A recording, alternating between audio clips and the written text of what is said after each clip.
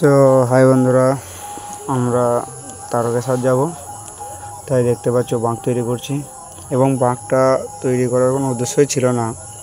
আমাদের সবার কথা হয়েছিল যে আমরা প্রত্যেকজন ব্যাগ নিয়ে যাব এবং ব্যাগে করে জল নিয়ে যাবো, বাবার কাছে জল নিয়ে।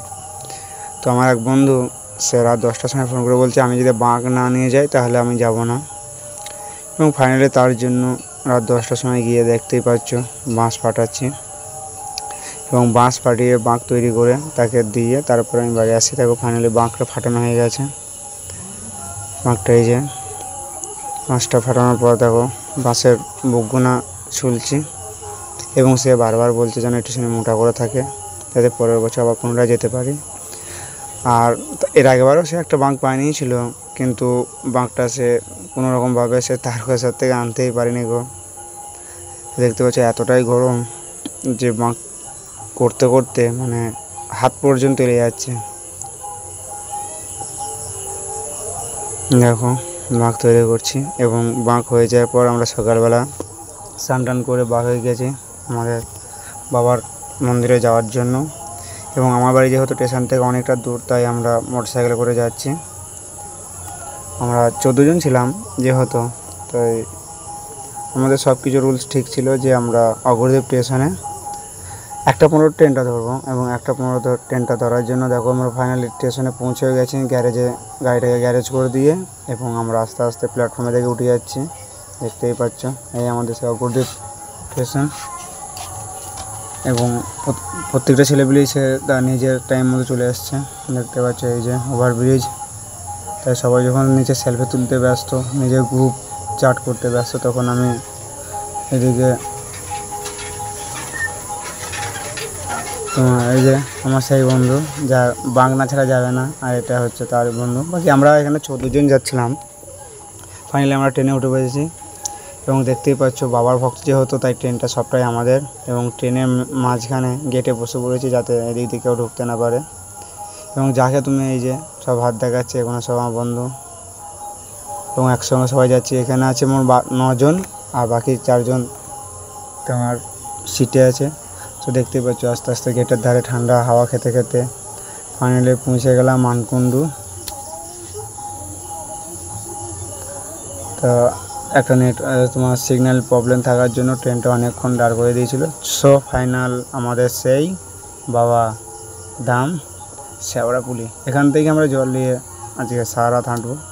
তো যেহেতু বৃষ্টি পড়ছিল, তাই আমরা স্টেশনে প্ল্যাটফর্মে অনেকক্ষণ দাঁড়িয়েছিলাম, এবং বৃষ্টি থেমে দেওয়ার পর সবাই দেখতে পাচ্ছ নিজের বাঁক তো ব্যাগ নিয়ে সবাই শেওড়াপুলি ঘাটের দিকে যাচ্ছে। এবং সবাই যেহেতু টুকটাক সব কেনাকাটা হয়েই গেছিলো, তার কাউরে খুঁটিনাটি যেসব ছিল সেগুলো সব কিনে নিয়ে দেখতে পাচ্ছ আমার বাঁক এই যে আমরা যাচ্ছি এবার ঘাটের ধারে স্নান করতে।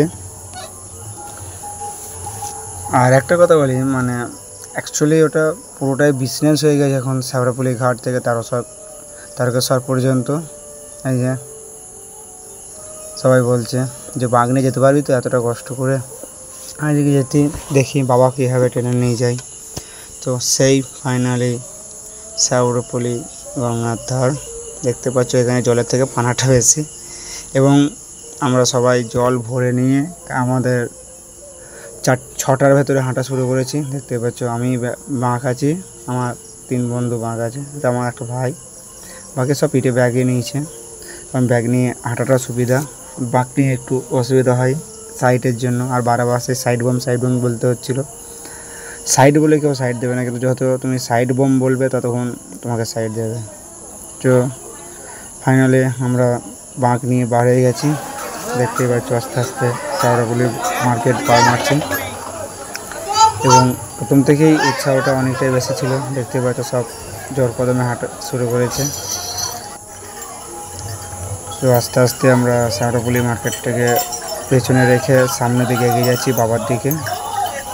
তো দেখতে পাচ্ছ আমরা এই মুহূর্তে আসলাম রোডে, এবং আমার এটা দেখা সবথেকে ভালো যে তার ছেলে তার মাকে নিয়ে তারকেশ্বর নিয়ে যাচ্ছে হুইল চেয়ারে। এই যে সব আমাদের টিম, এবং আমরা সব বলেছিলাম যেহেতু জামা নেবো একই কালারের জামা নেবো। এবং ফাইনালি আমাদের সেই বোর্ড যেটা দেখাচ্ছে তারকেশ্বর আর মাত্র 22 কিলোমিটার। এবং যাতে 22 কিলোমিটার দেখাচ্ছে সেটা হচ্ছে তোমার তারকেশ্বর গেট পর্যন্ত। তারকেশ্বর গেট থেকে তারকেশ্বর মন্দির আরও 3 থেকে 4 কিলোমিটার আনুমানিক। এবং আমাদের এই অবস্থায় আমরা তখন এখানে যখন সেই নোটিশ বোর্ডের কাছে আসি তখন আমার ঘুরিতে বাজে তখন 8:45। তোমরা দেখতেই পাচ্ছ সব জোর করে হাঁটা শুরু করেছে। কেউ বাঁক নিয়েছে, কেউ পিঠে ব্যাগ নিয়েছে, কেউ হাতে বোতল নিয়ে যাচ্ছে বাবা করে জল ঢালে বলে। সো ফাইনালি আমরা চলে এসেছি কাশী বিশ্বনাথ। কাশী বিশ্বনাথ থেকে জল ঢেলে আবার পুনরায় হাঁটা শুরু করেছি।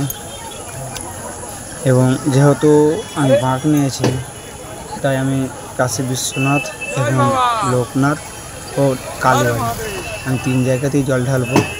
3 জায়গায় জল ঢালার পর আবার হাঁটা শুরু করেছি। তো দেখতে পাচ্ছ সেই ওভারব্রিজটা, হাইওয়েটা তোমাদের করে দেখায় শুধু যে কতটা বাবার ভক্ত, কত লোক। সো ফাইনালি আমরা এখন চলে এসেছি সেই লোকনাথ মন্দির। লোকনাথ মন্দিরে বাবার কাছে জল ঢেলে প্রথমে হাঁটা শুরু করেছে আবার, কারণ লোকনাথ মন্দির থেকে বাবার মন্দির আর হাতে গোনা 6টা কিলোমিটার। সো তোমরা দেখতে পাচ্ছ যখন ছাড়ি তখন কত ভিড় ছিল এবং আস্তে আস্তে যত রাত হচ্ছে তত কেউ বিশ্রান্তি বসে পড়ছে। সেই গেট যেটা দেখার পর আমাদের মনোবল আরও বেশি বেড়ে যায়। তারকেশ্বর গেট, তো তারকেশ্বর গেট থেকে এবং আসছে লোকনাথ মন্দির এবং এখানে সব জায়গায় অর্কেস্ট্রা হচ্ছে। ফাইনালি আমরা পৌঁছে গেছি তারকেশ্বর এবং দেখতে পাচ্ছ কতটা ভিড়। সেই বাবার গেটটা পেছনে রেখে আমরা সামনের দিকে এগিয়ে যাচ্ছি বাবার মন্দিরের দিকে। এবং এতটাই ভিড় দেখতে পাচ্ছ, ভোর তখন 3:30 বাজে আমরা যখন পৌঁছাই তার ভেতরেই লাইন পড়ে গেছে এবং আমরা সাইড